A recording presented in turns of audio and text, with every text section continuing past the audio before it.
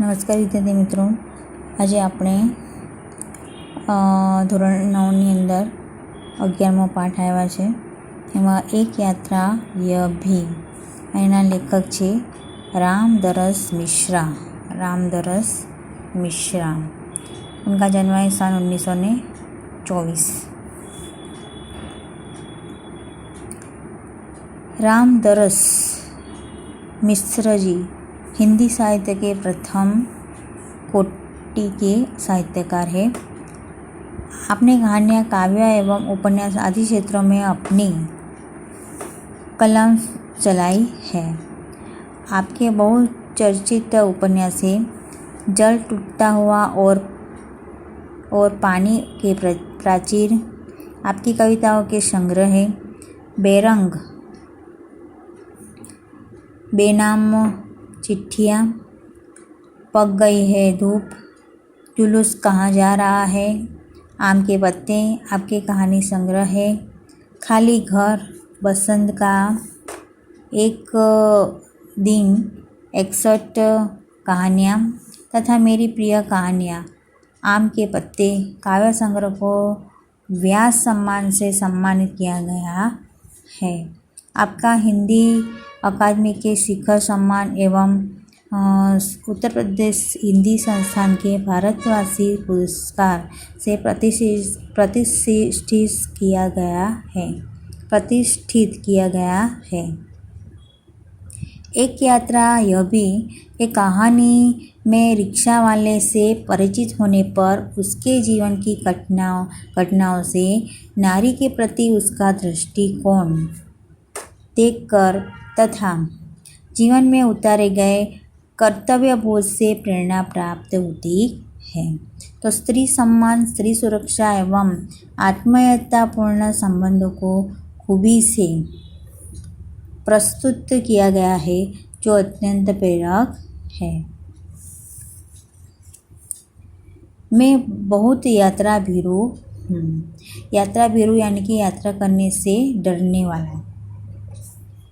यात्रा पर निकलते समय डर बना होता है कि पता नहीं कैसे कैसे लोगों से पाला पड़ेगा. सबसे बड़ी असहजता तो अनुभव होती है. अंत संत किराया मांगने वाले ऑटो वालों से. अनसंट यानी कि मनमाना, जो मर्जी में आए ऐसा. नए शहर में कैसे कैसे लोग मिलेंगे, यह चिंता भी बनी होती है. तो इस बार एक डॉक्टर से मिलने के लिए ग्वालियर जाना पड़ गया. पत्नी साथ थी, इसलिए आश्वस्तिक यानी कि तसल्ली, आश्वासन बनी हुई थी.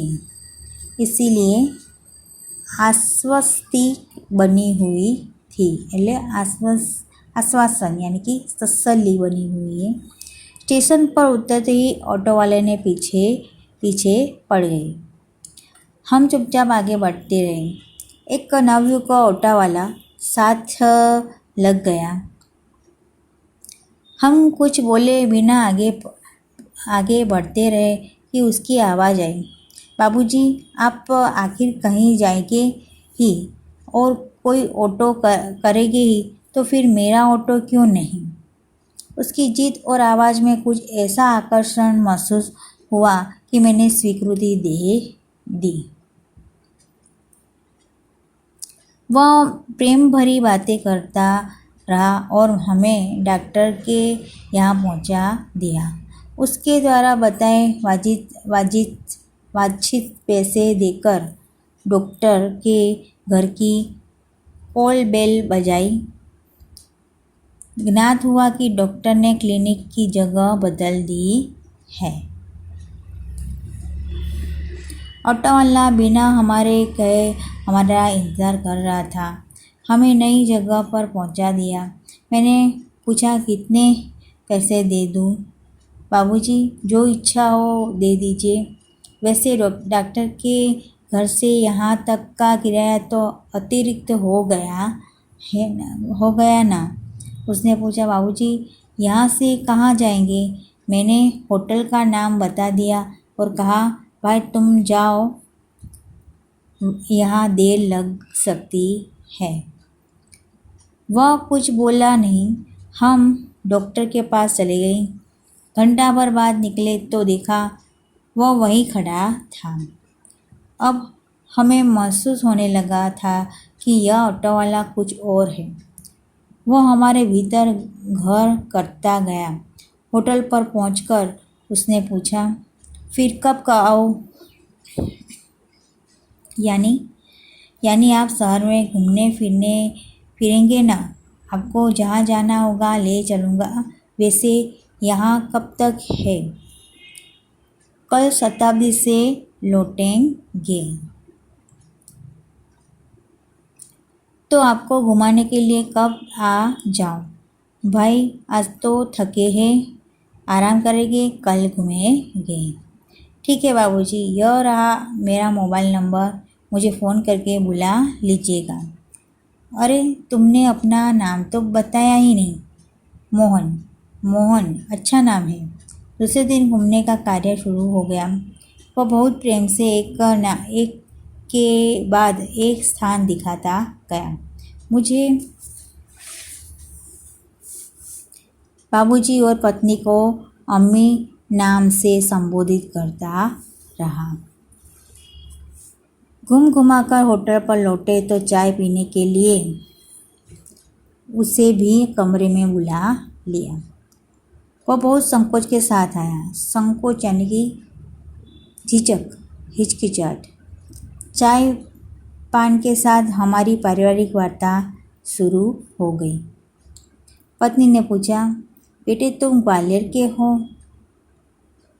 नहीं अम्मी, मैं मूलत आगरा का हूँ, यहाँ आना पड़ गया। हमें लगा कि वह यह कहते कहते कुछ भर आया है, इसलिए चुप रहे, लेकिन वह स्वयं बोलने लगा, आगरा में अपना घर है, माँ बाप तो बचपन से ही गुजर गए। बड़े भाई ने मेरी परवरिश की। भाई वकील है, मैं भी बीए पास हूँ। कोई नौकरी खोज रहा था कि एक चुप्पी सी छा गई। हमें लगा कि इसके साथ कोई अवांछित घटना घटी है। अवांछित यानी कि न चाही हुई। परवरिश यानी कि पालन पोषण। उसे छेड़ा नहीं, किंतु उसने फिर कहना शुरू किया, मैं नौकरी की तलाश में इधर उधर भटक रहा था। एक दिन भटक कर लौटा रहा था कि रास्ते में एक परिचित लड़की मिल गई। बदहवास सी धिधियाती हुई बोली, मोहन मुझे बचा लो। बदहवास यानी कि विकल। धिधयाना यानी कि करुण स्वर में प्रार्थना करना।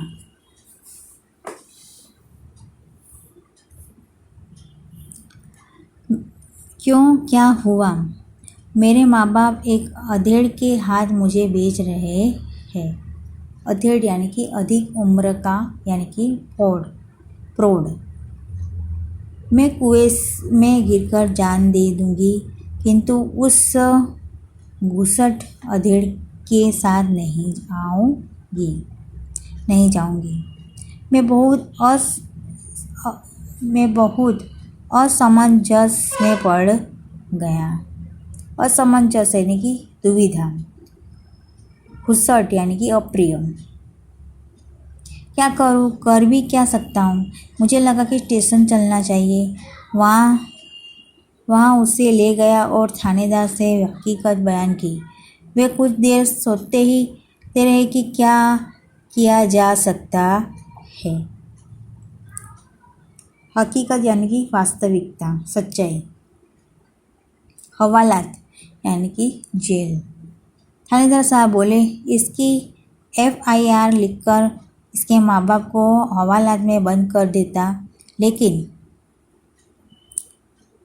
फिलहाल चिंता इस लड़की की है कि आखिर इसके लिए क्या किया जाए।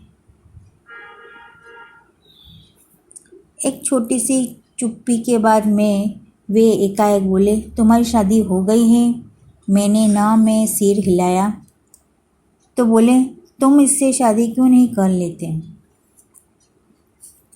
मैं तो इस आकस्मिक प्रस्ताव से चकरा गया, किंतु कुछ पल बाद लगा कि इसमें बुराई क्या है। मैंने कहा, सर इससे तो पूछ लीजिए। थानेदार ने उससे पूछा तो उसने स्वीकृति सूचक सिर हिला दिया। लेकिन क्या मोहन? बाबूजी, लेकिन यह कि भाभी अपनी बहन से मेरी शादी कराना चाहती रही।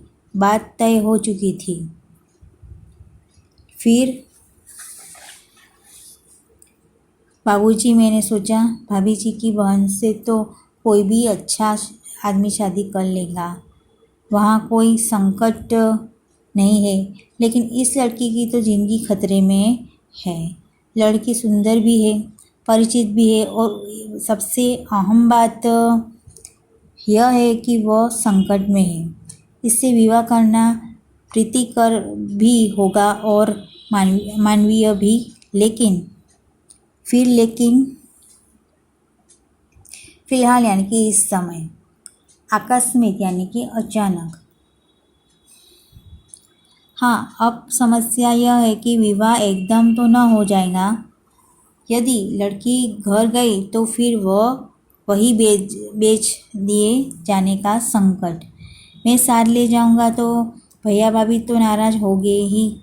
इसके माँ बाप मेरे ऊपर लड़की भगाने का केस कर देंगे। जब मैंने थानेदार के सामने यह समस्या रखी तो वे बोले, कुछ दिन के लिए इसे नारी निकेतन में रखवा देता हूँ। लड़की से माँ बाप के खिलाफ शिकायत लिखाकर रख लेता हूँ। 15 दिन बाद उन्होंने मंदिर में उससे मेरी शादी करवा दी। मैंने कहा, मोहन, ऐसे थानेदार कहाँ होते हैं? मुझे तो इस घटना पर विश्वास ही नहीं हो रहा है। ये लगता है कि कथा सुन रहा हूँ। आप सही कह रहे हैं बाबूजी, लेकिन वह थानेदार कवि भी है। कवि सम्मेलनों में कविताएं पढ़ता है और इसकी कविताएं मानवीय संवेदना से भरी होती है। संवेदना यानी कि सहानुभूति। हाँ, तब ठीक है, पर भाई हर क्षेत्र में कोई ना कोई मसीहा दिखाई पड़ ही जाता है। मसीहा यानी कि देवदूत। हाँ, तब यह कि मेरे भाई भाभी मुझसे खफा यानी कि नाराज़ हो गए और हमें घर से निकाल दिया। एक तो मैंने उनकी साली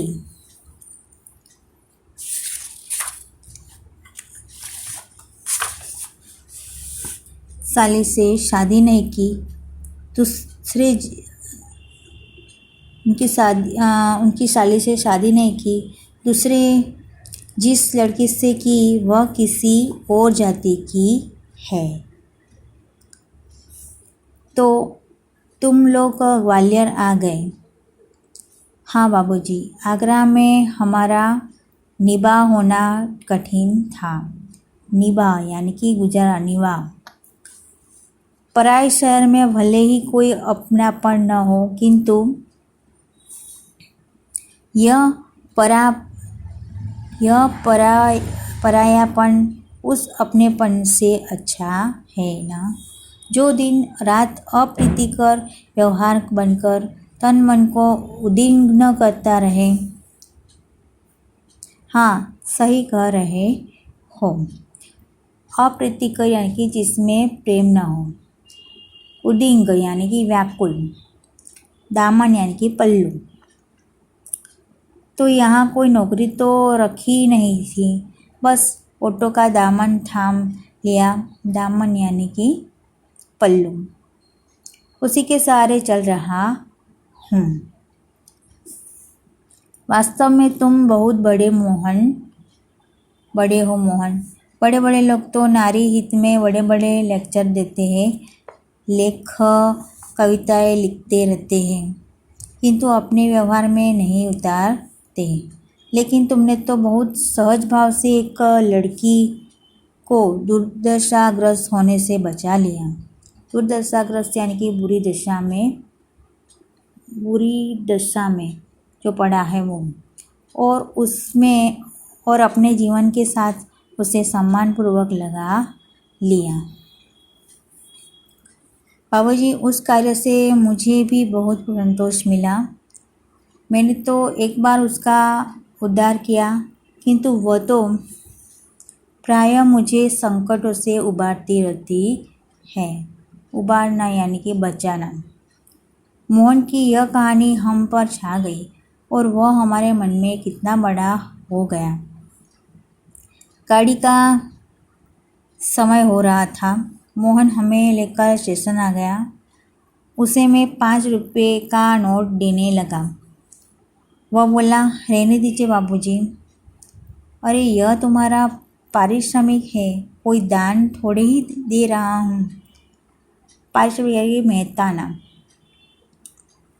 बाबूजी, मैंने माँ बाप का प्यार नहीं पाया। कल से ही लग रहा है कि मुझे माँ बाप मिल गए हैं, इसलिए इस सुख के आगे पैसे का तो कुछ भी मोल नहीं। पैसा तो और लोगों से कमा ही लेता हूँ। बेटे, लेकिन मेरी भी तो सोचो। मैं बेटे का शोषण कैसे कर सकता हूँ? लेकिन यह तो बहुत है, इतना लूँगा तो आपका शोषण हो जाएगा। यह कहकर वह 500 का नोट लेकर 300 वापस करने लगा। बोला, मुझे इतना पराया न कीजिए बाबूजी। यहाँ जब भी ग्वालियर आएगा मुझे बुला लीजिएगा। मेरा फ़ोन नंबर तो आपके पास है ही। लेकिन मेरी एक शर्त है। वह क्या है बाबूजी? ये 500 रुपये चुपचाप तुम्हें लेने ही पड़ेंगे। उसने 300 रुपये अपनी जेब में रख लिए। जैसे कह रहा हो, यह कैसी शर्त आपने रख दी बाबूजी? कुछ क्षण बाद बोला, बाबूजी, आपका फ़ोन नंबर तो मेरे फ़ोन पर ही गया है। कभी कभी फ़ोन करता रहूँ क्या? हाँ भाई, शौक़ से, मुझे अच्छा लगेगा। लेकिन आपका नाम तो मैंने पूछा ही नहीं। मैं हूँ सत्यकेतु और पत्नी है कामना। और जब हम स्टेशन के अंदर जाने लगे तब वह आंखें में न जाने इतना अपनापन लिए हमें निहारता रहा। तो यहाँ पर आपका पाठ जो है वो यहाँ पे पूर्ण होता है। यहाँ पे जो शब्दार्थ है और मुहावरे हैं वो आपको अपनी नोटबुक में लिखने हैं।